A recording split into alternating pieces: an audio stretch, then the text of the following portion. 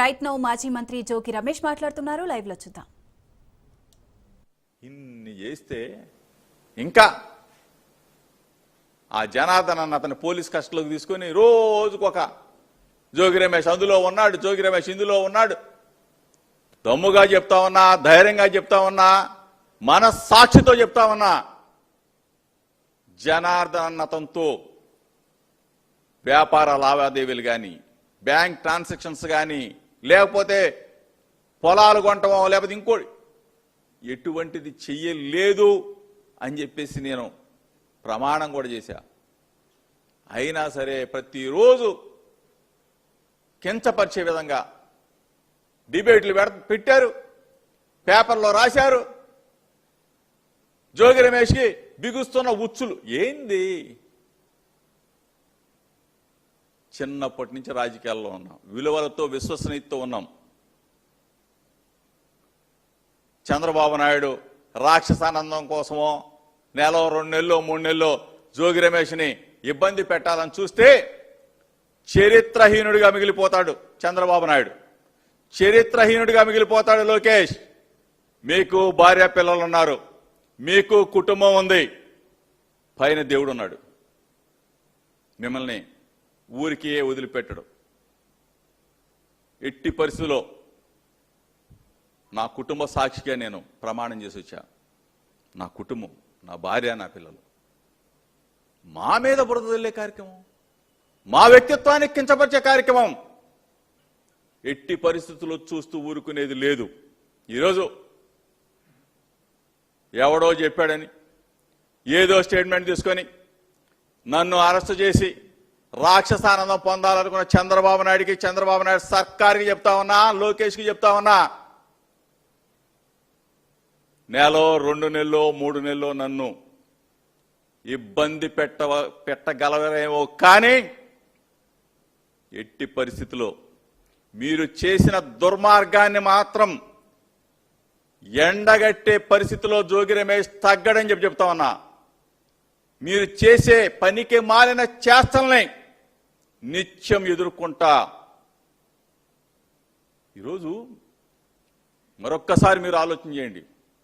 తప్పు చేస్తా ఉన్నారు, నా మీద కుట్ర పన్నుతా ఉన్నారు, కానీ ఈరోజు రాక్షసానందం పొందినంత మాత్రాన ప్రజాక్షేత్రంలో మీకు శిక్ష తప్పదు. చంద్రబాబు నాయుడు, లోకేష్, నా మీద కక్ష ఉండొచ్చు, మీ ఇంటి దగ్గరికి నేను నిరసన తెలియజేయడానికి రావచ్చు ఉండొచ్చు, అయినంత మాత్రాన ఇటువంటి తప్పుడు కేసులు పెట్టి తప్పుడు స్టేట్మెంట్లు ఇప్పించి నన్ను ఇబ్బంది పెట్టాలని చూస్తే మాత్రం ఎట్టి పరిస్థితుల్లో ప్రజలు మిమ్మల్ని క్షమించరు. ప్రజాక్షేత్రంలో మీకు తగిన శిక్ష మాత్రం తప్పదు. ఈరోజు అసలు ఈ కేసులో ఇన్వాల్వ్ అయ్యి ఈ కేసుకు సంబంధించి ఈ కేసులో భాగస్వాములైన ఎఫ్ఐఆర్లో ఉన్న ఇంతవరకు వాళ్ళని అరెస్ట్ చేయలేదే. జయచంద్రారెడ్డిని, వాళ్ళకి సంబంధించి మీ తెలుగుదేశం పార్టీ వాళ్ళని ఏ తప్పు చేయని జోగి రమేష్ మీకు దొరికాడా? ఏ తప్పు చేయని ఈ జోగి రమేష్ బలహీన వర్గాల వాళ్లే, గౌడ కులస్తుళ్లే, వంగవీటి మోహన్ రంగా అభిమానులే, మడిమ తెప్పడు మాట తప్పడు రాజశేఖర్ రెడ్డి గారి అనుచరుళ్లే, జగనన్న సైనికుళ్లే వీడెంత అనుకున్నారేమో. ఖబర్దార్, నా జోలికి గన వస్తే, నన్ను ఇబ్బంది పెట్టాలని మాత్రం చూస్తే తగిన మూల్యం మాత్రం మీరు చెల్లించుకోవాల్సి వస్తుంది. చంద్రబాబు నాయుడికి, లోకేష్కి చెప్తా ఉన్నా, మీకు పిల్లలు ఉన్నారు, మీకు కుటుంబం ఉంది, పైన దేవుడు ఉన్నాడు. అక్రమంగా నన్ను అరెస్టు చేయాలని చూస్తే మాత్రం మీకు తగిన శిక్ష మాత్రం దేవుడు వేస్తాడు.